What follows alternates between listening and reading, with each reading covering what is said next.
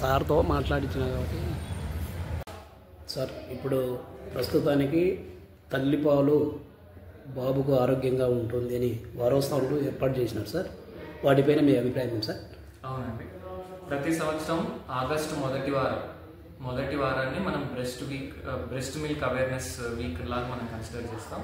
ఈ వారం అంతాను మనం తల్లిపాలు యొక్క ప్రాముఖ్యత, తల్లిపాలు బిడ్డకి ఇవ్వడం ద్వారా మనకి బిడ్డకు ఏ పోషకాహారాలు వస్తాయని తల్లులకు మనం చెప్పడం జరుగుతుంది.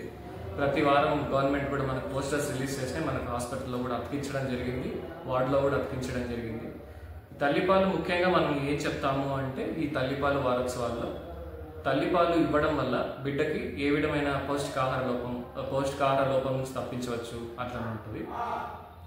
పుట్టిన బిడ్డ మనం ఓన్లీ తల్లిపాల మీదే ఆధారపడాలని మనం సూచించడం జరుగుతుంది. ఫస్ట్ 6 నెలల వరకు కేవలం తల్లిపాలు తప్ప నీళ్లు కూడా మనం పట్టించరాదు. తల్లిపాలలో ఎందుకంటే దాంట్లో మనకు కావాల్సిన కార్బోహైడ్రేట్స్ కానీ, ప్రోటీన్స్ కానీ, ఫ్యాట్ కానీ, తర్వాత డైరెక్ట్ ఇమ్యూనోగ్లోబులిన్స్ ఉంటాయి. అందువల్ల బిడ్డకు రోగనిరోధక శక్తి మన తల్లి ద్వారా ఆ బిడ్డకు మనం ఇవ్వడం జరుగుతుంది. అందువల్ల బిడ్డ నిమోనియా లాంటి ప్రాణాంతకమైన వ్యాధుల నుంచి తప్పించుకోవడం జరుగుతుంది. డయేరియా కానీ, నిమోనియా కానీ వాటన్నింటినీ దూరపరచడానికి తల్లిపాలు చాలా ఉపయోగపడతాయి. అదే కాకుండా ముఖ్యంగా తల్లులకు ఏం చెప్తాము అంటే, కొంతమంది వాము, వస లేదంటే నీళ్లు, తేనె అవన్నీ పట్టించాలి అని అంటారు. కానీ మేము డాక్టర్స్గా మేము ఏం సూచిస్తాము అంటే,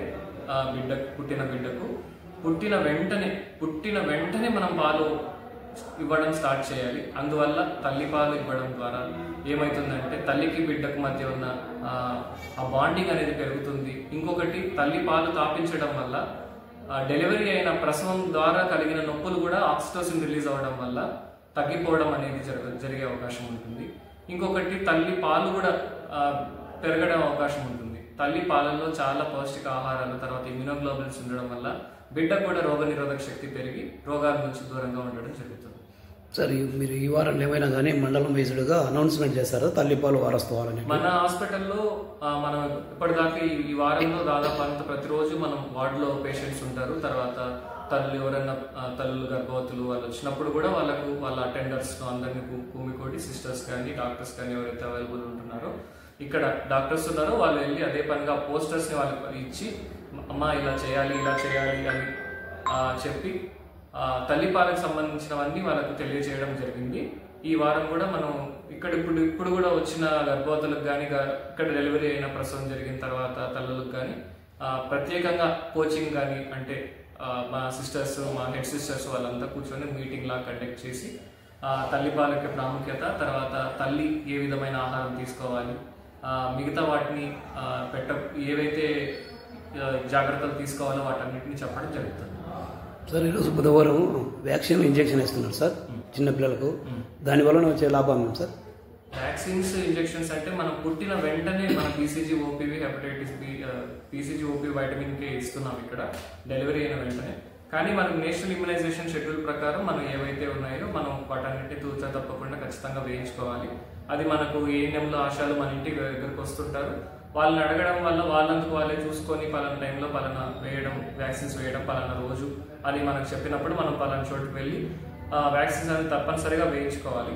ఇప్పుడు మనం వ్యాక్సిన్స్ ఎందుకు వేయించుకుంటున్నాము అంటే, ప్రాణాంతకమైన వ్యాధులకు సంబంధించి లైక్ ట్యూబర్క్లోసిస్ కానీ, నిమోనియా కానీ, లేకుంటే పోలియో కానీ, వీటన్నింటినీ మనం సమూలంగా అరికట్టడానికి మనం వ్యాక్సిన్స్ ముందుగానే వేసుకోవడం జరుగుతుంది. ఈ వ్యాక్సిన్స్ వేసుకోవడం వల్ల ఒకవేళ మనకు ఆ జబ్బు క్రిములు మన ఒంటిలోకి వచ్చినా కూడా ఈ వ్యాక్సిన్ ఉండడం వల్ల వాటిని అరికట్టడానికి వీలవుతుంది. సార్, ఇప్పుడు బేబీకి ఎన్ని నెలల వరకు తల్లిపాలు ఇవ్వచ్చు సార్? బేబీకి మనం 2 సంవత్సరాల వరకు, 1.5 సంవత్సరం వరకు తల్లిపాలు ఇవ్వచ్చు. కానీ 6 నెలల వరకు, ఖచ్చితంగా 6 నెలల వరకు నీళ్లు కూడా ఇవ్వకూడదు. కేవలం తల్లిపాలు మాత్రమే ఇవ్వాలి, నీళ్లు కూడా ఇవ్వకూడదు. మరియు ఒకవేళ ఏమన్నా ఇబ్బందికరమైన పరిస్థితులు ఉండి బాబు కానీ హాస్పిటల్ అడ్మిట్ అయ్యో లేదా ఏమైనా జ్వరం అట్లా ఏమైనా వచ్చిన వెంటనే మందులు అయితే వేయచ్చు. అది కాకుండా, అది తప్పితే మిగతా ఏవి వాము, వస, తేనె, ఇంకా ఏ పదార్థాలు తల్లిపాలు కాకుండా ఇవ్వకూడదు 6 నెలలు. సార్, ఈ మధ్య కాలంలో డెలివరీ అయిన తర్వాత చిన్నపిల్లలు కూడా షుగర్ అనేది అటాక్ అవుతుంది అంటున్నారు సార్, అది వాస్తవేనా సార్? చిన్నపిల్లలకు షుగర్ రావడం అనేది అది టైప్ 1 డయాబెటీస్ మెలిటస్ కింద కన్సిడర్ చేస్తాము. అది ఏమైందంటే అది లోపల మనిషి తయారైనప్పుడే వాళ్ళకి ఇన్సులిన్ రెసిస్టెన్స్ అనేది రావడం వల్ల చిన్నపిల్లలకి ఇన్సులిన్ డయాబెటీస్ వస్తుంది. అది అందరిలో వస్తుందనేం కాదు, అది కొంత శాతం పిల్లలకు మాత్రమే వస్తుంది, అందరికీ అట్లా ఏమీ జరగడం లేదు. అది సహజంగానే జరిగే ప్రక్రియ. Thank you sir. ఓకే.